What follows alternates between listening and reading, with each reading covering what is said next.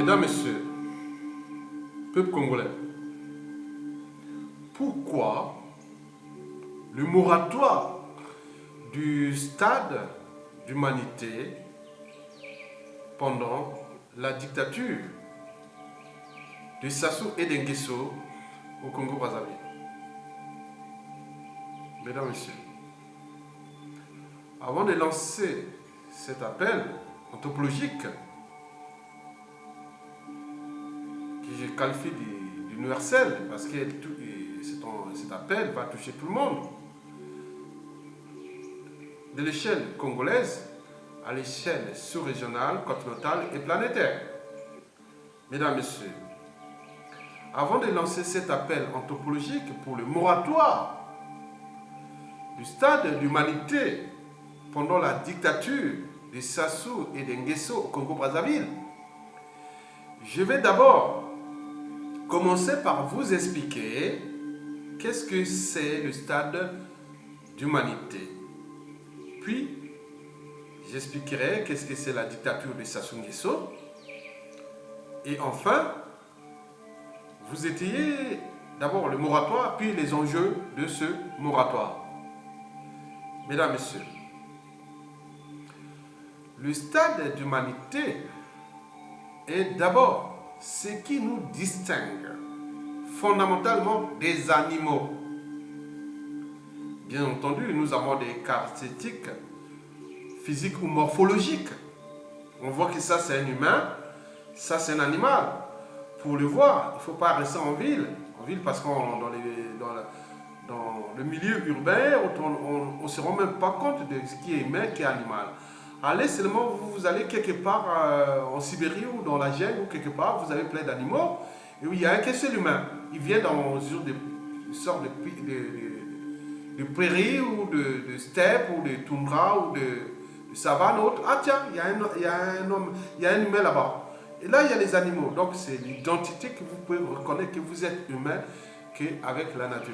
Donc, d'où l'enjeu pour inventer le présent et le futur, protégeons l'humain et la nature. Mesdames, Messieurs, oui, donc nous avons des caractéristiques morphologiques qui nous distinguent fondamentalement des animaux. Bien entendu, il y a aussi la raison, oui. Les animaux, bien sûr, les animaux ne pensent pas. Non, ils ne pensent pas. Laissez commande, l'animal obéit. Oui. Le doute, oui, mais les animaux ne doutent pas, hein, ne réfléchissent pas. Ils ont l'instinct, peut-être qu'ils réfléchissent, mais ce n'est pas à l'échelle humaine, de la condition humaine. Oui. La raison, c'est le doute et la pensée, les langages. La possibilité d'oser dire oui ou non. La possibilité de savoir gérer soi-même son cerveau, de pouvoir juger par soi-même, etc., etc. Donc, je suis raisonnable. Je peux dire, ah non, non, c'est pas bon. J'arrête. Ça, c'est l'humain. Parce que l'animal n'a pas franchi encore cette barrière de la raison. L'animal n'a pas encore franchi la barrière de la raison. Il n'y a que nous, humains. Mesdames, Messieurs, oui, le stade d'humanité, c'est aussi l'esprit critique. Vous savez que les animaux ne passent pas tout leur temps ou leur journée ou à raconter leurs histoires de reproduction, de chasse, de quête, d'agressivité, de violence, de périodes de rude, tout ce que vous connaissez du monde animal. Non, ils ne passent pas leur temps à raconter ça. Parce qu'eux laissent commande, l'animal obéit.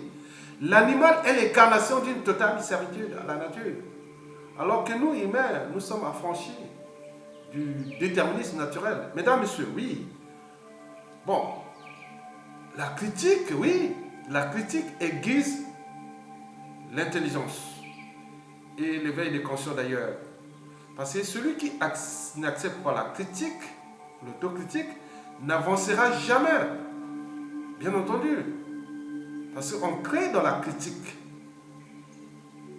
Bien sûr, la critique sans raison, qu'est-ce qu'elle deviendra? Voilà. Donc, les deux sont liés. Oui. La critique aiguise l'intelligence et l'éveil de conscience. Oui. La conscience nous en avons en fait deux. D'abord la conscience psychologique, celle qui est liée à la raison. Oui, comme je vous ai défini. Et aussi, c'est lié à la conscience morale. La barrière entre, ça veut dire que la conscience morale, c'est-à-dire les valeurs morales, la barrière entre le bien et le mal. Bien sûr, l'éducation, c'est au cœur de l'enjeu. Oui, l'éducation, la culture, la société à laquelle on appartient est au cœur de l'enjeu. De cette conscience, de cette barrière morale. Mesdames, Messieurs, vous savez que depuis des millions d'années, le cerveau humain et son comportement ont évolué dans l'espace et le temps. L'humain est passé d'abord d'un stade animal, le sauvage. Je vous dis que nous sommes au cœur de l'évolution. Donc l'humain est passé d'abord d'un stade animal, le sauvage, au niveau du comportement, puis au chaînon manquant, c'est-à-dire entre le sauvage et le barbare. Et puis au stade inférieur d'humanité, ça veut dire que le barbare. Et ce qui se passe au Congo, nous sommes déshumanisés et déclassifiés. On se trouve dans un environnement globalement situé au stade inférieur d'humanité, c'est-à-dire la barbarie est en action. Oui, l'humain a aussi évolué. Oui, oui, il faut voir l'évolution. Parce que nous ne sommes pas nés après Jésus-Christ. Non, nous sommes nés bien avant, pourquoi nous avons accéléré tout? Parce qu'il y a une certaine évolution. Liée d'abord à nos prédispositions génétiques et aussi à certains facteurs épigénétiques. L'environnement, la culture, la société et autres que vous connaissez. Bon, bref, l'humain a évolué vers le stade d'humanité qu'on appelle le volué, le raisonnable, le conscient de ses actes, de ses habitudes, de son comportement et de leurs valeurs morales. Je dirais même la barrière entre le bien et le mal.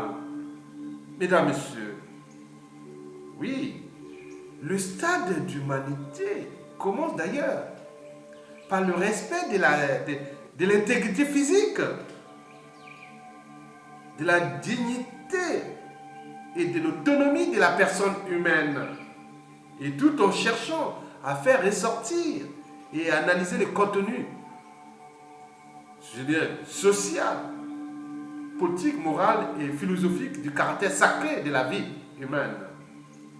On ne peut parler de stade supérieur d'humanité que pour un être qui s'est affranchi de la sauvagerie et de la barbarie.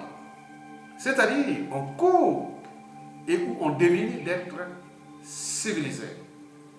Mesdames, Messieurs, l'idée du civilisé peut être interprétée sur différents aspects humanistes, amoureux, philosophiques, politiques, socio-économiques, culturels, écologiques et sociétaux sur différentes échelles. D'ailleurs, en 1794 et 95, c'est-à-dire on était sorti de la Révolution française, donc esquisse d'un tableau de progrès de l'esprit humain de Condorcet. L'idée du civilisé désignait les progrès accomplis par l'individu dans une nation ou société donnée. Il fut possible de passer de la barbarie à l'état de droit, de civil et ou de civilisé, quel que soit le droit positif en vigueur ou les autres facteurs locaux tels que la tribu, l'ethnie, la nationalité et ou la religion. Mesdames, Messieurs, oui, les dictateurs ou les dictateurs, Sassou Nguesso, et par ailleurs, depuis 40 ans qu'il est dans la vie politique congolaise, oui, le dictateur Sassou Nguesso, depuis 40 ans, est l'incarnation même du déni du stade d'humanité au Congo-Brazzaville. Ne parlons surtout pas de la terreur, de la violence, de la sauvagerie, de la barbarie de masse, des assassinats politiques et d'intellectuels. Peut-être moi, ils sont là en train de me chercher un métier ici en France, ici. Je le sais. Ils ne me laisseront pas vivre. Hein. On se protège. Bon, les assassinats d'intellectuels. Bon, ne parlons pas des problèmes, parlons pas des coups d'État permanents, du terrorisme d'État, de guerres asymétriques et aujourd'hui des génocides érigés en mode de gouvernance et de conservation à vie, de la tyrannie antidémocratique, antisociale et criminogène.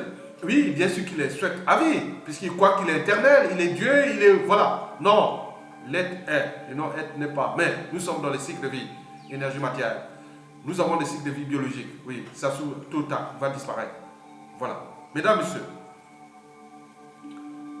quand on est africain ou congolais, l'humanité n'a plus d'importance au Congo-Brazzaville pendant la dictature de Sassou et d'Nguesso. Je vous informe, allez vous voir vous-même. Quand on est noir, africain, il faut être blanc. Blanc, il n'y a pas de problème. Asiatique, parce qu'ils ont peur des Chinois. Donc, voilà. Arabes, ils savent qu'il ne faut pas toucher, mais ils s'acharnent que quand ça passe. Donc, quand on est noir ou africain, bien sûr, noir aussi, il y a des nationalités. Américain, ça dépend. Donc, voilà. Français ou autre, voilà. Mais il me semble qu'ils dénient l'Africain. Donc, quand on est Africain ou Congolais, l'humanité n'a plus d'importance. Puisque tout individu de peau noire ou même de certaines couleurs vivant au Congo est susceptible soit d'être abusivement arrêté, brutalisé, insulté et voire emprisonné, torturé et dans beaucoup de cas assassiné au petit matin sans justice, sans humanité, sans état d'âme, sans scrupule. Vous savez que déjà, depuis le début de l'année, janvier 2017, nous sommes au mois de juin, on dénombre plus de 5000 morts déjà. C'est chaque jour, on tue, on brutalise, on emprisonne, on tue. Ça devient un bouillon de culture. Le Congo est devenu un bouillon de culture criminogène. Mesdames, messieurs, l'humanité n'a plus de sens là-bas. Mesdames, messieurs, oui, c'est un indicateur France-Afrique qui a été placé là par la France et qui est là, on défend les intérêts et voilà. Donc on peut déclasser l'humain là-bas, le noir, il n'y a pas de problème. Donc on est clair, d'où l'enjeu de ce que je vais parler tout à l'heure, des enjeux. Mesdames, messieurs, quand on est africain ou congolais, vivant dans cet écosystème criminogène, l'humanité n'a plus d'importance, oui. Même, je dirais même le but de la condition humaine est dénié. Nous ne parlons pas des libertés fondamentales complètement interdites, puisque vous n'êtes plus humain. Donc on réduit les libertés fondamentales. Vous savez, la liberté, c'est faire ce que je veux. Bon, si les animaux étaient libres, ils pouvaient faire ceci, en fait, les animaux ne sont pas libres. Voilà, l'animal est l'incarnation d'une totale servitude à la nature, comme je vous l'ai dit. Donc il ne peut pas faire ce qu'il veut. Mais nous, on nous a placés comme ça, on ne peut plus faire, on est devenu, c'est-à-dire un Africain, un Noir, a rendu les autres Noirs au stade animal. Ça se passe, c'est la race noire, au XXIe siècle. Mesdames, Messieurs, oui, les libertés fondamentales sont complètement interdites. Ne parlons pas de l'accès à l'eau potable, déjà insalubre et emprisonné, parce que chaque fois qu'il y a un événement ou un événement au Congo, on va dans la usine d'adduction d'eau, on injecte des tranquillisants, des médicaments, plein de trucs qui perturbent même la digestion aussi, les fonctions cognitives, émotionnelles, autres. Il y a des chimistes, des biochimistes, des toxicologues qui étudient. Là, ils injectent chaque soir l'eau dans les robinets. Imaginez qu'en France, on met l'eau de Paris, on met de l'eau pour des tranquillisants, antidépresseurs et autres. Voilà où plein de choses, ça se le fait. Ils vont même mettre ils pissent, ils font des pipis, des caca et tout ça, voilà, dans là. C'est du jamais vu.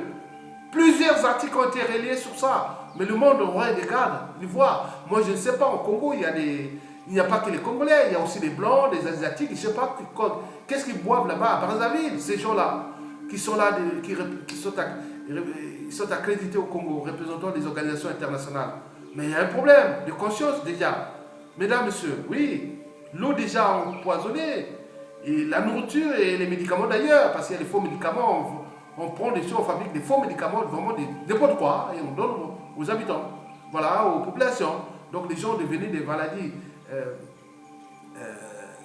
métaboliques aussi, rénales, hépatiques, voilà, toutes ces maladies qui sont liées aux conséquences médicamenteuses ou même de l'alimentation. On ne peut pas les citer. Donc tous les systèmes digestifs, entéro-hépato-gastriques et aussi rénal et aussi cardiovasculaire, pulmonaire et surtout cérébral, les AVC et autres, vous connaissez ça. Je ne vais pas vous faire un cours de physiologie animale ou de physiologie humaine. Mesdames, messieurs, les villes, poubelles à caractère pathogène et criminogène, ça on n'en parle plus. Vous allez dans les marchés, vous allez voir les produits qui vont là-bas, c'est énorme. On est au Moyen-Âge. Parce que le but est que le Congolais soit bas. Il ne peut pas réfléchir, parce qu'à sa santé, les malades ne peuvent pas se soigner. Donc on détruit. Et de l'autre, on prive les libertés fondamentales. Donc vous n'êtes plus humain en fait. Même l'esclavage, pendant l'esclavage et la colonisation, il n'y avait pas ça. Il y avait bien sûr les Noirs à côté, les autres à côté, mais ils avaient au moins un minimum d'humanité. Mais là, il n'y a plus d'humanité au Congo. Il faut le dire, sincèrement. Allez constater vous-même. Mesdames, messieurs, je vous informe que ce pays de 342 000 km², un pays stratégique pour la France-Afrique et aussi pour la sous-région, compte seulement 4 à 5 millions d'habitants. Bien sûr qu'une population en constante décroissance depuis 20 ans déjà. Donc moins de 30%. Le Congo a perdu 30% de sa population. Les projections d'ici à 2025, si le dictateur là reste au pouvoir, le Congo pourra perdre jusqu'à 60% de sa population. Bien sûr qu'il cherche à importer des facettes venant d'ailleurs pour qu'il remplace, pour lui, je ne sais pas pourquoi il s'acharne comme ça, on ne le sait pas, on va le voir, on va le constater. Je vous informe que si le dictateur reste au pouvoir d'ici 2025, le Congo aurait perdu 60% de sa population. Bien sûr qu'il y a encore la matière qui est à l'extérieur, à 1 million. Les gens sont partis voir comment un pays seulement de 5 millions d'habitants peut se déclasser au fur et à mesure. Je vous dis que ce pays est le 4e pays producteur de l'or noir. C'est le 3e pays producteur de bois précieux, sans oublier le potentiel de mines solides. Nous sommes la Amazonie de l'Afrique, le 2e réseau hydrographique du continent. Et nous avons tout ça. Mais c'est aussi le pilier de la France-Afrique. Vous avez entendu parler des malais des valises africaines. Par exemple, les gens qui suivent aussi en France, quand ils vont faire des élections présidentielles, ils vont trouver ces papas aide-moi, etc. Le gars est bien protégé, renseigné et armé. Parce qu'on défend des conflits d'intérêts et autres. Ça, on le sait. Donc, on détruit une race. Et à cette échelle. Donc, moi, je veux parler des services et aussi de ce monsieur qui a tout accaparé, sa famille. Lui-même, sa famille, son clan au pouvoir et quelques dignitaires. Et sans oublier les valets locaux ou étrangers, la plupart venant de l'oligarchie France-Afrique, qui l'entretient parce que la France est celui qui le protège. Ça, il n'y a pas de problème. Pour le rang de la France dans la sous-région aussi, dans le continent. Sachant que le pays-là, le Congo, c'est un pays stratégique pour la France-Afrique aussi. Donc, c'est d'où l'enjeu. Donc, on n'est plus là pour avancer. Le monde, on a pu déclasser. Comment un partenaire peut être là avec tous ses moyens d'arrogance pour déclasser l'humain à cette échelle en protégeant un monstre, l'incarnation du mal, l'homme de l'aliment qui est là protégé par, soi-disant, des intérêts français, des intérêts des marchés. Alors, le peuple congolais n'est plus, le Congo n'est plus le premier partenaire ou des partenaires économiques de certains pays qui travaillent avec le Congo. Mais c'est Sassou Nguesso qui est devenu le premier partenaire de ces pays, qui soit la France, l'Union européenne, les États, partout. Lui, c'est lui. Donc le Congo n'a jamais existé. Avant Sassou Nguesso n'existera peut-être plus avant Sassou Nguesso. Alors que lui, il est éternel. Le peuple est éternel. Mais lui, arrêtez. Mesdames, messieurs. Donc, il faut savoir que, et il s'acharne, c'est un complot qui est là, s'acharne pour maintenir ce monstre au pouvoir parce que c'est un pays qui a une potentialité de richesse énorme et qui, depuis la nuit des temps, qui l'ont protégé. Les gens se sont mouillés là-bas, ils ont construit des patrimoines financiers, économiques et médiatique et le lobbying énorme qui le mettait ce monsieur-là, qui laissait en vie, parce que le but aussi est de remettre son fils au pouvoir pour qu'il continue cette écurie et pour eux, comme si les Congolais vont attendre que ça. Bien sûr qu'en ce moment, c'est le jeu du chat et souris entre le peuple et ces gens, parce qu'ils ont des moyens militaires énormes, les moyens de renseignement, le moyen de finance, de lobbying, des chats de conscience partout dans le monde. Il a acheté les meilleurs services secrets du monde. Tous les services secrets du monde travaillent pour Sassou Nguesso. Imaginez la CIA, la DGSE, les MC, les nanas, tous ils travaillent pour ce monsieur, qui n'est qu'un château de cartes. Mais on dit qu'il y a un problème.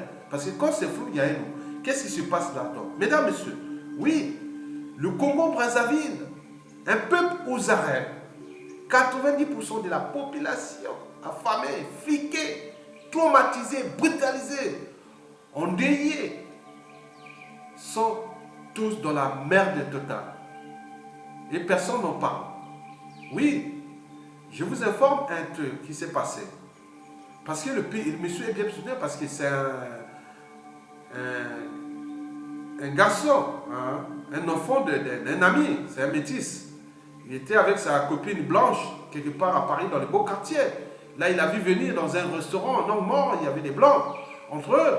Et lui, il était à côté, en homme mort, mais il ne voyait pas. Mais il voit sa gens s'acharner. Oui, viens au coco. Nous avons le coco. Au métier, ça c'est bon. La situation est difficile, bon, on va arriver. C'est surtout, tu vois les forêts. Ils ont commencé à parler des forêts, des mines, des plein de trucs, des projets. Donc ils étaient là, ils s'est sauté, s'arrogeaient les champagnes et tout ça. Et à un moment donné, le garçon était vraiment tension énorme. Il dit, d'autant plus que c'est un garçon qui est originaire de la région où Sassou Nguesso bombarde. Ses parents, ses grands-parents là-bas. Donc le petit garçon avait été rouge. Avec sa copine, c'était un peu mal.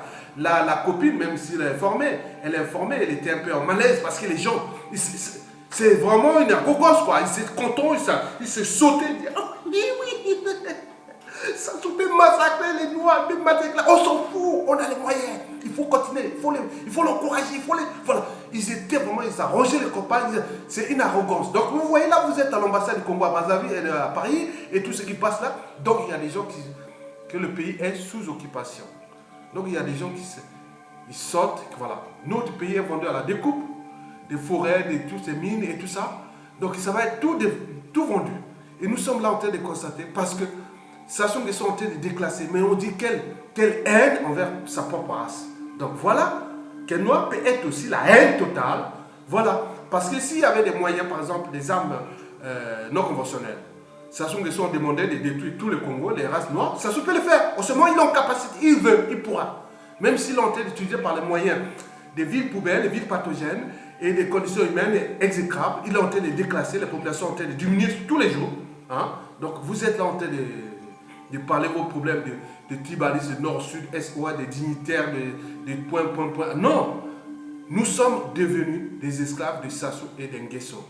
Et Sassou Nguesso va laisser ce pays aux mains de ces gens que j'ai. Monsieur-là, il n'a pas la vidéo, mais il a l'audition, il a l'audio. Donc il a mis ça en audio, il a mis les téléphones, voir comment les gens, les gars là, c'est fêté à Paris, hein, dans les beaux quartiers, hein, bon, ils fêtent là. Ils fêtent là, ils coupent les forêts là-bas et qu'ils ont ça, Donc, ils ont des moyens. Donc, ils s'accaparent le pays. Donc, c'était des blancs. Je vous dis sincèrement. Écoutez, bon, regardez ces vidéos et ce message-là, je vous dis sincèrement, ça sera monté un jour ou l'autre. Mesdames, messieurs. Bon, je voulais aussi parler que, bon, pourquoi le moratoire? Je dis ça d'humanité pendant la dictature de Sassou et de Nguesso au Congo-Brazzaville. Bon, c'est d'abord donner une chance. Moratoire, c'est donner il y a quelque chose qui ne va pas.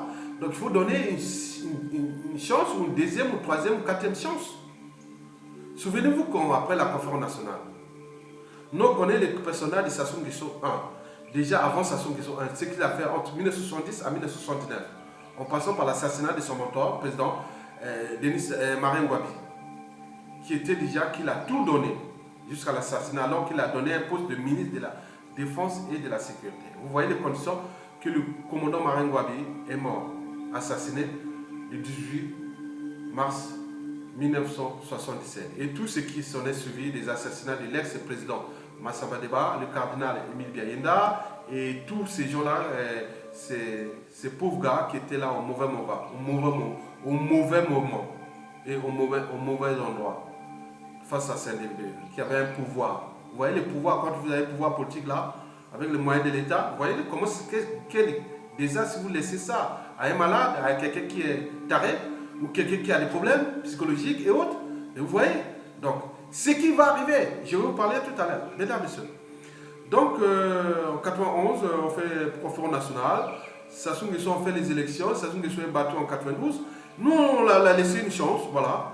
Il est parti se réfugier en France, ici. Donc, il a préparé son coup d'État en 97. Bien sûr qu'il a profité, il avait profité des erreurs de Lissouba en tenant compte de ces problèmes qu'il a parlé du tribalisme, parce qu'il a quand même dénié aussi les acquis de la conférence nationale. Non plus, n'avait pas voulu mettre la démocratie, mais il a plutôt mis la démocrature. D'où c'est la critique de ce Lissouba là, ça devient un sujet tabou, même toutes les conséquences. Donc, on est tous orientés vers ça. Mais alors que on devait voir tout ça dans un sens global, pour quelqu'un qui a un cerveau, une conscience, hein, parce que pour moi, la conscience doit être au-dessus de l'appartenance. Donc, il faut avoir que les erreurs sont parties de là. Sassou on a laissé une chance, il est parti. Donc, on savait le personnage. Parce qu'entre 1979, quand il était président dès 1979, arrivé par un coup d'état politique, et après il est arrivé, il a été éjecté en 92, mais il n'avait pas digéré cet échec. On le savait. Et tous les milieux des politiques et autres, ils savaient. Mais vous avez plutôt fait comme on voit les gnous, non? Les gnous peuvent se battre entre eux, et quand il arrive les lions, ils les attrapent comme des lapins. Bon, attendez. Donc, c'est ce qu'ils sont à faire. Le moratoire, c'est quoi? Bon, ben, le moratoire, c'est dire, bon, il faut donner une chance aux Congolais. Parce que si nous déclassons tous les Congolais qu'on est plus humains, on peut ne pas comprendre. Mais si on laisse que nous sommes encore humains au Congo, qu'à cette échelle du Congo, du bassin du Congo, la génétique humaine est là. Hein? Donc, il y a une génétique, on ne va pas l'affaiblir par les conditions environnementales exécrables, parce que plus les gens vivent dans les milieux qui sont perturbés ou qui affaiblissent l'individu, la génétique aussi baisse. Ça c'est vrai, sans oublier le pays et autres. Donc nous sommes en train d'affaiblir la génétique au niveau du Congo. Voilà, ça c'est pas bon. Donc laissez-nous encore au stade d'humanité. Bon, c'est un problème. Donc le moratoire consiste d'abord, voir que il faut d'abord demander la libération sans condition des prisonniers politiques.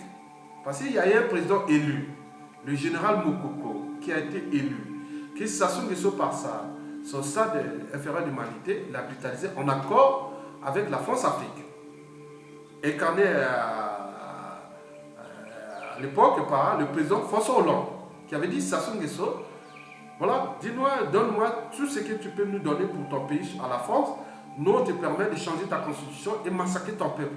Et lui, il a donné ces conditions, il a tout légué. Maintenant, Hollande l'a donné les moyens de massacrer son peuple et jusqu'à aujourd'hui. Donc on fuit les conséquences de Hollande. Et même le Parti socialiste aujourd'hui qui est en déclassement total, c'est aussi l'hollandisme. C'est les impacts collatéraux. Bon, donc vous voyez, les dégâts collatéraux. Donc le monsieur là, Hollande là, c'était vraiment... C'est jamais vu. Dans l'histoire de cette 5e République, on a vu des présidents qui soutenaient Sassou Nguesso. Mais là, c'était vraiment, on n'a jamais vu cette violence avec beaucoup de morts. Mesdames, Messieurs.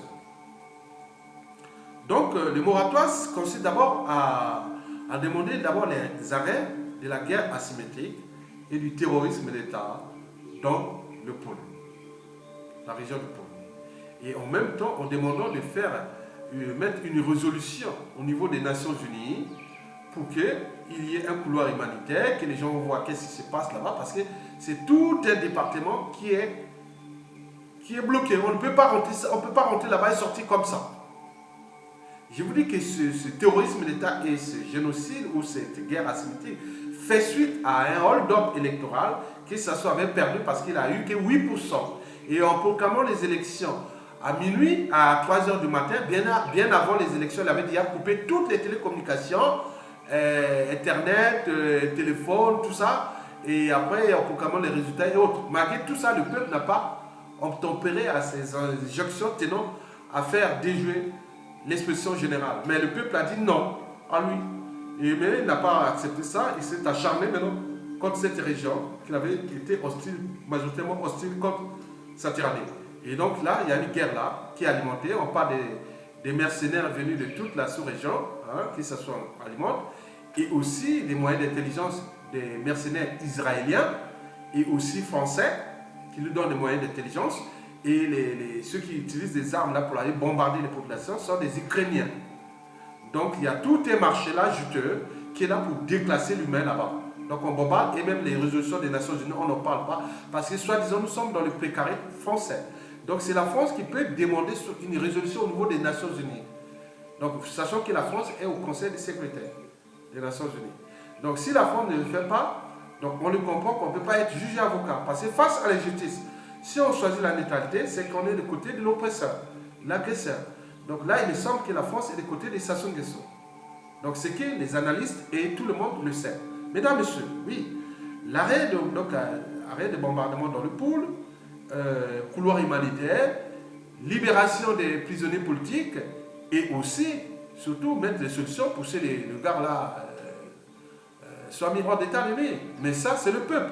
Nous, on veut seulement qu'on arrête la guerre là-bas, qu'on met les couloirs humanitaires là-bas, les prisonniers politiques sont libérés et tout le reste, le peuple fera entendre avec ce dictateur et son réseau et tous ceux qui le soutiennent. Et ça sera dans le cadre d'une volonté générale.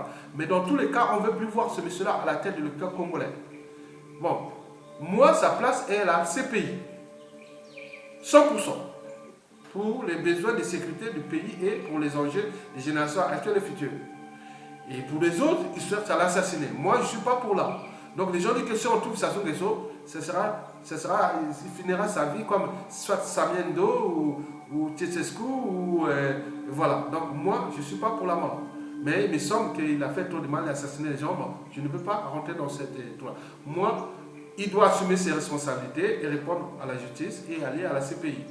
Voilà, moi c'est ce que je... Bon, c'est que mon point de vue. Bon, mesdames, messieurs, l'enjeu de ce moratoire, oui, l'enjeu de ce moratoire est d'abord humain.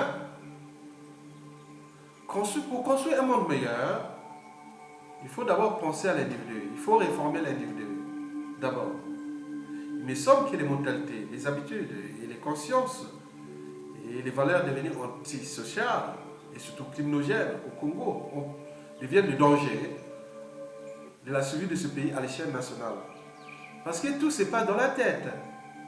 Quand vous répétez tout le monde, tous les gens, à quelqu'un que vous êtes bête, bête, bête, il finit par croire qu'il est bête.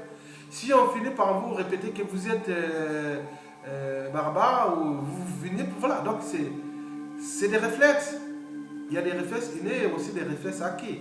Hein, donc la mémoire est là au cœur. Mais semble qu'au niveau de la population congolaise, l'impact pourra être vraiment énorme. L'enjeu est national et international aussi. Il y a beaucoup, on a pris, au Congo, on leur a inculqué la culture du vol. On vole, il n'y a pas de problème. Voler, ça devient un jeu. On viole. Ne parlons pas de la pédophilie, des assassinats. Les Congolais sont devenus, la plupart qui sillonnent les milieux du pouvoir, autres sont devenus des experts en empoisonnement.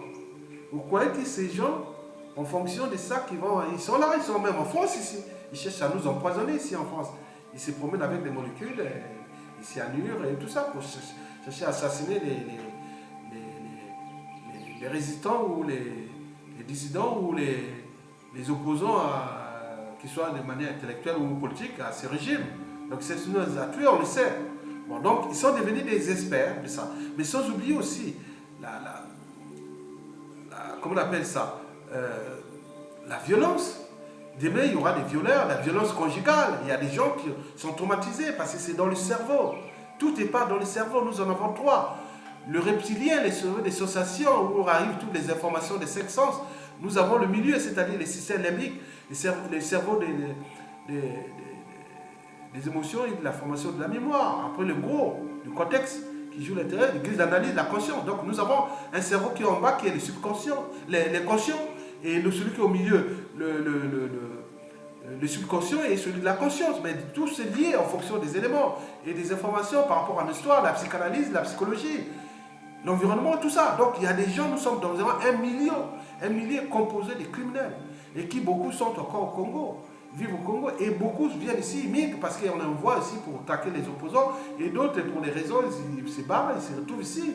Demain, c'est des gens qui vont violer des femmes, violer les enfants, et tuer des gens, et même taper leurs femmes. Il y a beaucoup de Congolais, on dit que la violence est ici. Les gens tapent les femmes, violence là. Bien sûr, sera traité de manière judiciaire.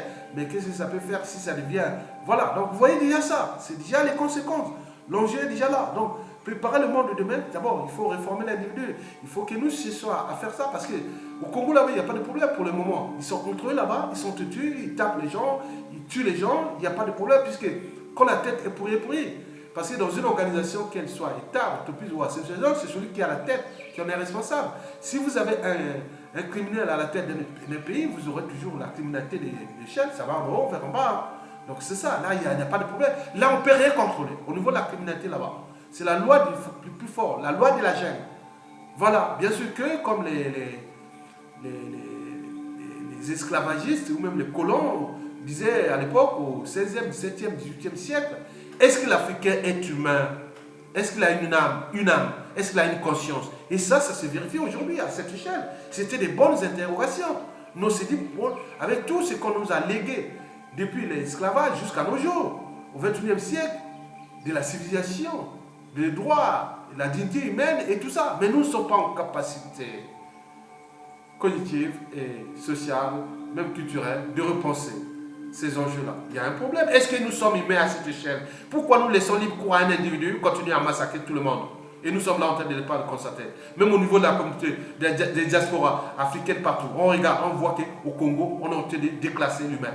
Déjà, la respectabilité interraciale n'est pas que parce que vous êtes ici intelligent, riche ou avoir un pouvoir, mais c'est global.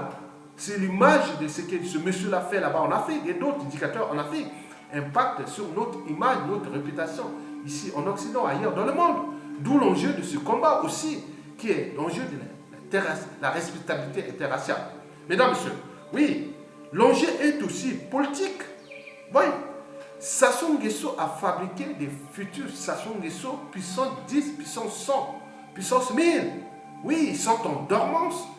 Oui, ces jeunes qui ont vu que la violence, la mort, la barbarie, les rituels sataniques, les bébés noirs, les katak, les guerres, beaucoup prennent. Et demain, on pourra se retrouver avec un malade mental pire que Sassou Nguesso. Et bien sûr que celui-là peut-être pourra dire non, moi je ne veux pas tuer le peuple, mais je veux m'acharner en tant que, comme j'ai les moyens de l'État militaire, des renseignements, de la police, de la gendarmerie, des comptes, je veux m'acharner contre les familles de Sassou Nguesso et ses clans et autres, pendant que je serai toujours au pouvoir jusqu'à ma mort. Il y aura peut-être quelqu'un comme ça. Donc il faut faire attention. Ah oui, parce que lui n'a pas le monopole de la violence. Oui, il me semble que la violence est maintenant ancrée dans l'ADN de beaucoup de Congolais.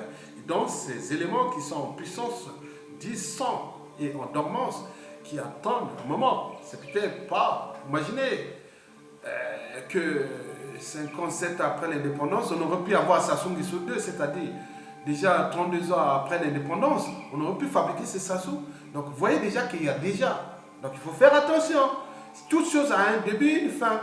Mais laissons le temps au temps. Mais les gens, demain, les gens traumatisés, et si demain nous ne repensons pas, d'abord au sein de ce moratoire, chercher à déclasser ce monsieur, à les mettre hors d'état de nuit par une universalité de l'humanité. Parce qu'on dit non, c'est pas possible. Ce gars peut être éjecté par un petit drone, un petit truc, en passant comme ça, il saute. Mais nous ne sommes pas en capacité. Parce que laisse-là, bien sûr qu'entre noirs, on peut le voir, il n'y a pas de problème, mais ça va impacter parce que nous ne sommes pas dans une exoplanète. Nous sommes quelque part dans le bassin du Congo, en Afrique noire, un pays stratégique qui va être là toujours au cœur de l'enjeu au cours de ce 21e siècle. Mesdames, Messieurs, oui, nous avons au sein de la communauté internationale des individus capables de dire non, on ne peut plus supporter ça. Comment on peut déclasser son peuple comme ça dans un pays aussi riche qui apporte l'immigration et des violeurs et des tueurs en série demain partout. Je ne veux pas vous parler des problèmes, des enjeux, surtout aussi religieux par exemple. Il me semble que beaucoup de Congolais sont en train de rentrer dans la religion musulmane. Et beaucoup pratiquent maintenant le salafisme. Donc nous préparons aussi, peut-être la scène congolaise aussi, en France ou ailleurs dans le monde, des Koulibaly, comme la ville sur les Pères Cachés en 2015. Il y en a plein. Nous avons préparé maintenant les Koulibaly. Ils sont déjà en dormance pour l'État du Congo, parce que ce que la France a fait au Congo, il y a des gens qui sont en train de rentrer, donner l'éducation salafiste à leurs enfants, que demain vous allez régler les comptes avec ces pays qui nous ont détruit nos vies, nos familles et autres. Donc on se prépare à ça, c'est les impacts de demain. Parce que gouverner, c'est prévoir, anticiper. Je ne suis qu'un visionnaire. Je dis que tout, ce n'est pas les moyens que les gens se sont donnés, s'enrichir là-bas, vendre ça, mais c'est là. La conscience de l'histoire dans le cerveau. Et c'est que les gens sont en train de se transformer. Je dis que le Congo, aux années jusqu'en 90, nous n'avons que autour de 5 ou 8% de musulmans. 5, oui, disons 2 ou 3% de musulmans. Aujourd'hui, nous avons aujourd'hui autour de 10 à 20% de musulmans au Congo. Une explosion exponentielle du prosélytisme musulman au Congo. Et avec ses impacts et tout ce que ces gens-là sont de toutes les régions qui pourront arriver demain. Mesdames, Messieurs, donc nous sommes en danger, individuellement et collectivement, par rapport aux conséquences de Sassou et d'Inguesso. Mesdames, Messieurs, parlons de la géopolitique et géostratégie. Voilà, nous savons, tout le monde est dans une relation humaine, qu'elle soit État, entreprise ou association. Il y a 3 mots-clés. Il y a la confiance, méfiance et défiance. On fait toujours confiance à un individu, à quelqu'un, à un produit, à une marque, à un État, à des institutions, etc., etc. Mais quand on n'a plus confiance, on rentre souvent dans la méfiance. Et si la méfiance devient répétitive, on rentre souvent dans la défiance, l'évitement, on évite. Il y a des individus qu'on évite, il y a des États qu'on évite, il y a des institutions qu'on évite, il y a des produits qu'on évite, il y a des marques qu'on évite. Et vous connaissez ça. Des associations qu'on évite, des femmes qu'on évite, des hommes qu'on évite, des amis qu'on évite. Bon, vous voyez déjà ça. Donc ça, c'est naturel, naturellement humain. Mesdames, Messieurs, vous savez l'histoire du Rwanda, où la France était au cœur de ces histoires de génocide. Beaucoup d'analystes congolais en catégorie pensent que nous sommes dans la situation du Rwanda, et même puissance 10 que le Rwanda. La France est en train de tenir ce monstre qui est en train de déclasser l'humain au Congo, soi-disant les intérêts stratégiques et vitaux de la femme. Mais quel intérêt? Est-ce que si les intérêts de la France au Congo n'ont pas existé avant Sassou Nguesso, est-ce qu'ils n'existeront pas après Sassou Nguesso? Mais pourquoi continuer à maintenir ce monstre qui est en train de déclasser l'humain avec les impacts précités ou des conséquences des enjeux précités qui vont venir au fur et à mesure? Mesdames, Messieurs, bon, c'est un peu, voilà, moi personnellement, moi comme les gens commencent à parler, moi je ne parlerai plus de Macron. Il a une conscience, il est un président de la France connaît tout. Ne vous demandez pas, n'allez pas parler.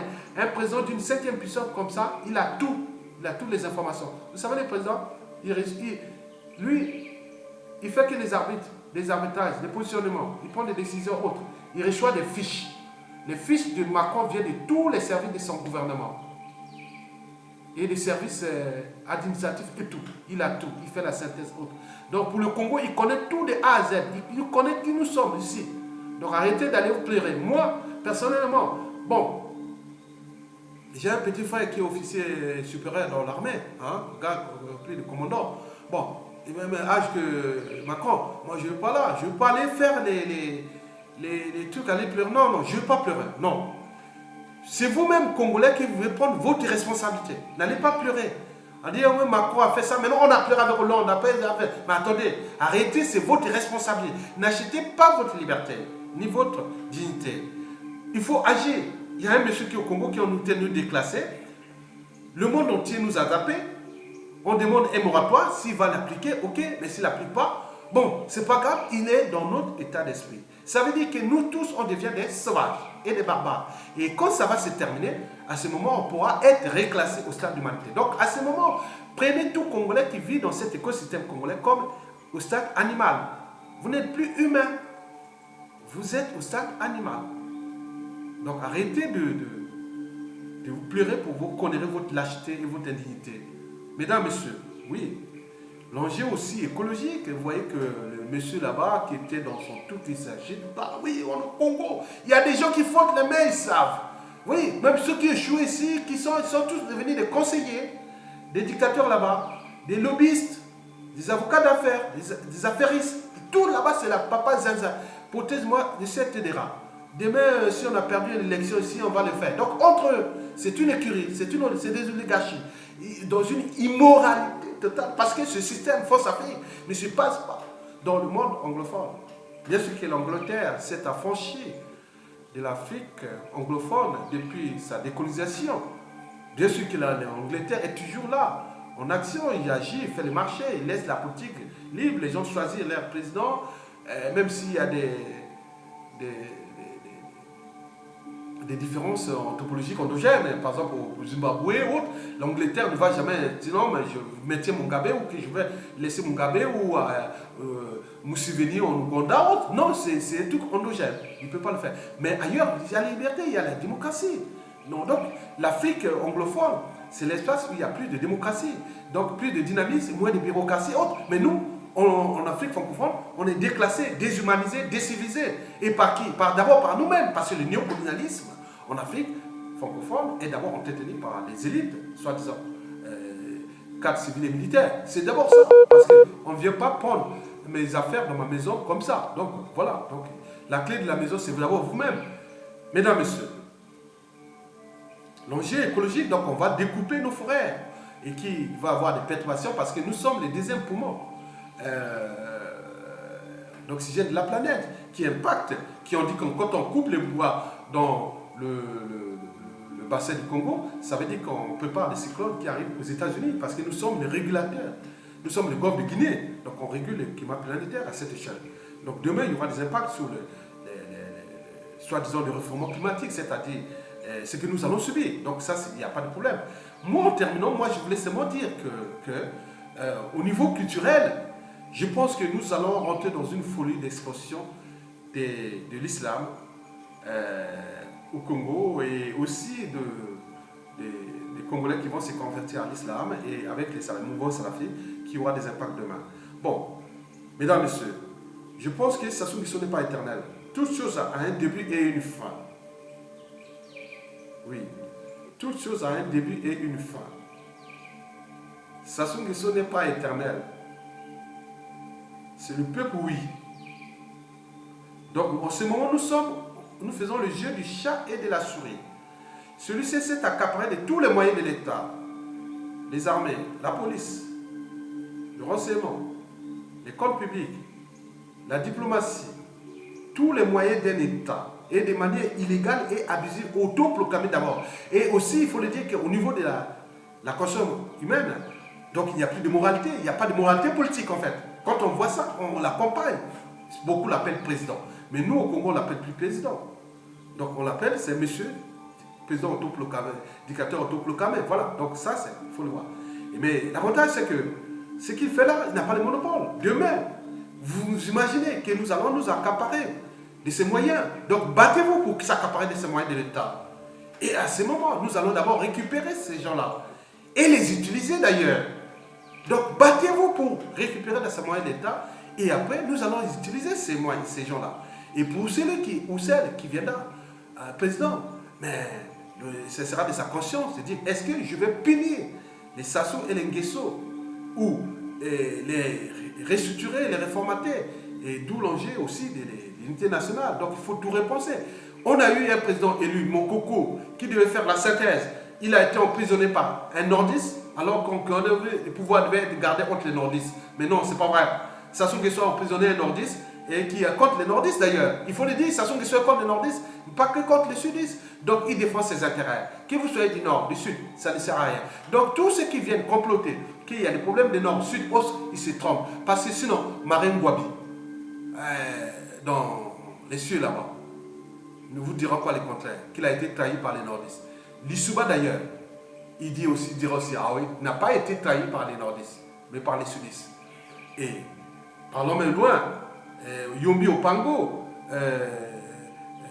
Lissouba, comme on appelle l'abbé Philbert Yulou, même Massima Débat. Donc, vous voyez déjà ça. Donc, il faut maintenant avoir des gens qui ont des principes, des valeurs, des convictions. Parce que si vous n'avez pas ça, moi je préfère avoir un gars qui est au fin fond de la Sibérie, qui partage mes utopies, mes convictions autres, que d'avoir 1000 personnes congolais qui demain peuvent me trahir à tout instant. Donc ça ne sert à rien. Donc demain, le monde de demain, c'est un monde de conviction. Conviction, c'est comme une femme amoureuse ou un homme amoureux. C'est des gens motivés. Dès qu'il y a un problème, on cherche une solution, on va ensemble. Alors qu'une femme ou un homme qui n'est pas amoureux, et dès qu'il y a un problème, il se casse. Et c'est comme ça. Donc, vous avez compris ça. Donc, demain, au Congo, arrêtez de vous ethnitiser. Oui, ethnie. Voilà, demain, je vais une république autogérée.